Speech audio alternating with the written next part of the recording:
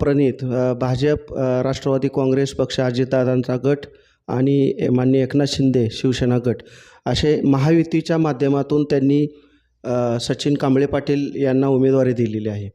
आणि आपले तुतारीचे उमेदवार पूर्वी 3 पंचवार्षिक ज्यांनी नेतृत्व केले या मतदारसंघाचे, ते चौथ्यांदा दीपक चव्हाण साहेब या चौथ्या वेळेस उभे राहिलेले आहेत. तर या दोघांमध्ये लढत कशी होईल असं याबद्दल आपल्याला काय वाटतं? लढत कशी होईल म्हणण्यापेक्षा आमचं पूर्ण लक्ष आहे 1 नंबरकडं. आम्ही 2, 3, 4 तसला काही विचारच करत नाही. त्यामुळे लढत कुणाबरोबर काय, आपण आपलं प्रामाणिक काम केलं पाहिजे. आपण आपल्या कामावर विश्वास ठेवला पाहिजे. आपण आपल्या कामावर फोकस ठेवला पाहिजे. आदरणीय चिमणराव कदम साहेबांचा गट असेल, त्याचबरोबर आदरणीय रामराजे महाराज साहेब असतील, आदरणीय बाबा असतील, संजीवराजे नाईक निंबाळकर असतील किंवा रघुनाथराजे नाईक निंबाळकर असतील, सगळ्यांनीच आपापले व्यवस्थित जबाबदारी पार पाडलेली आहे. आदरणीय दीपकराव चव्हाण साहेब, मला वाटते तालुक्यातलं एकही गाव त्यांनी आता चुकवलं नाही आहे. ते कधी आधीही चुकवत नव्हते आणि आत्ताही त्यांनी चुकवलं नाही. जवळपास त्यांनी सगळ्या गावांचा दौरा केलेला आहे, सर्व शहरातनं दौरा केलेला आहे. आम्हाला खात्री आहे की आम्ही 1 नंबरला राहू. बाकी खालचं काय बघायची गरज नाही आम्हाला. कुणाबरोबर लढाई आहे काय ते त्यांचं ते बघतील. यापूर्वी आपले आपण ज्यांचे वारसदार म्हणून तालुक्यामध्ये प्रसिद्ध आहात, ते सूर्यजीराव उर्फ चिमणराव कदम साहेब, ज्यांनी 15 वर्षे या विधानसभा मतदारसंघाचं नेतृत्व केलेलं आहे.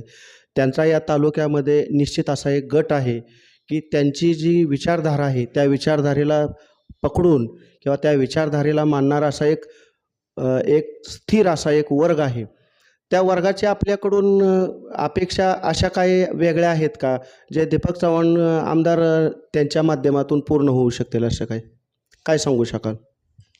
आदरणीय चिमणराव कदम साहेबांना ह्या तालुक्यातल्या जनतेनी, गोरगरीब जनतेनी, शेतकऱ्यांनी किंवा सर्वच वर्गातल्या, मी काय कुठलं असं समाजाचं नाव घेणार, पण सर्वांनी भरपूर प्रेम दिलं.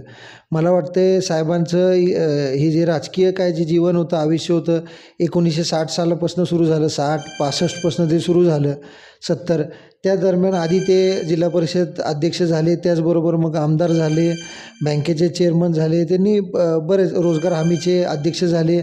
असं त्यांनी बऱ्याच चांगल्या ठिकाणी काम केलं. त्या ठिकाणी विधानसभा त्यांनी गाजवली.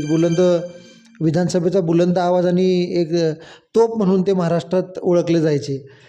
त्याचप्रमाणे जनतेने त्यांच्यावर प्रेम केलं आणि जनतेला त्यांनी न्याय द्यायचा पूर्ण त्यांच्या कारकिर्दीत प्रयत्न केला.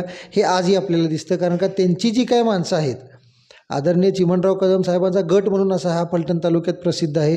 त्या गटात जी काय माणसं असतील, पूर्वीपासून त्यांनी साहेबांना साथ दिली. साहेब गेल्यानंतर काय कालावधी थोडंसं घरातलं, मी राजकारणात यायला थोडा उशीर झाला किंवा माझं वय जरा कमी होतं. मी आल्यापासून त्यांनी मलासुद्धा भरभरून प्रेम दिलं. आज गेले 11 वर्ष झालं मी पूर्ण तालुक्यात फिरतो आहे, सगळ्यांचा संपर्क करतो आहे.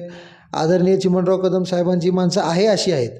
सगळ्यात महत्त्वाची गोष्ट म्हणजे त्यांची माणसं इतकी स्वाभिमानी आहेत, म्हणजे कोणीही व्यसनी नाही आहे त्याच्यात. अजिबात त्यांना ढाबा पद्धत आवडत नाही. सगळ्यात महत्त्वाचं म्हणजे कोणीही पैशावर किंवा असं विकत घेण्यासारखं त्याच्यातलं एकही नाही आहे. फारच ती स्वाभिमानी आणि फार एक चांगल्या नेतृत्वाखाली आणि चांगल्या विचारधारेची ती माणसं आहेत. म्हणजे मला वाटत नाही असं अख्ख्या महाराष्ट्रात शोधूनसुद्धा तुम्हाला किंवा देशात शोधूनसुद्धा असले कार्यकर्ते सापडतील. त्यांनी मला इतकं प्रचंड प्रेम दिलेलं आहे. म्हणजे आज त्यांचे काही जणांचं वय 80 आहे, पण तरीसुद्धा त्यांच्या नातवाच्या वयाचा मी असूनसुद्धा मला कधीही त्यांनी असं एकटं वाटून दिलं नाही. कधीही हाक मारली रात्री 2 वाजतासुद्धा उभे आहेत. त्यांचं अख्खं कुटुंब माझ्यासाठी उभं राहतं आणि हीच माझ्यासाठी खूप एक प्रेरणादायी गोष्ट आहे आणि त्याला जपण्याचा पूर्णपणे मी प्रयत्न करत असतो त्या ठिकाणी. पूर्वी 2009मध्ये ज्यावेळी फलटण कोरेगाव विधानसभा मतदारसंघ अनुसूचित जातीसाठी राखीव झाला होता, त्यावेळी आपले साहेबांचे कार्यकर्ते माननीय पोपटराव काकडे सर ते विधानसभेला उभे राहिले होते आणि त्यांना जवळपास माझ्या माहितीप्रमाणे 25,000च्या आसपास काहीतरी मते पडली होती. तर 27,000च्या आसपास. तर असा काही प्रयोग आपण भविष्यात 2014, 2019, 2024 असं पुन्हा कधी करण्याचा आपल्या डोक्यात किंवा आपल्या कार्यकर्त्यांमधून तशी काही मागणी झाली होती का आपल्याला? नाही, निश्चितपणे त्या ठिकाणी कार्यकर्त्यांबरोबर आम्ही चर्चा केली. काही लोकांची इच्छा पण होती, परंतु कसं असतं, आज आपण आदरणीय पवारसाहेबांच्या नेतृत्वाखाली काम करतो आहे. त्या ठिकाणी ते करत असताना त्यांच्याकडे जे काय आपले इच्छुक उमेदवार होते ते जातात, भेटतात.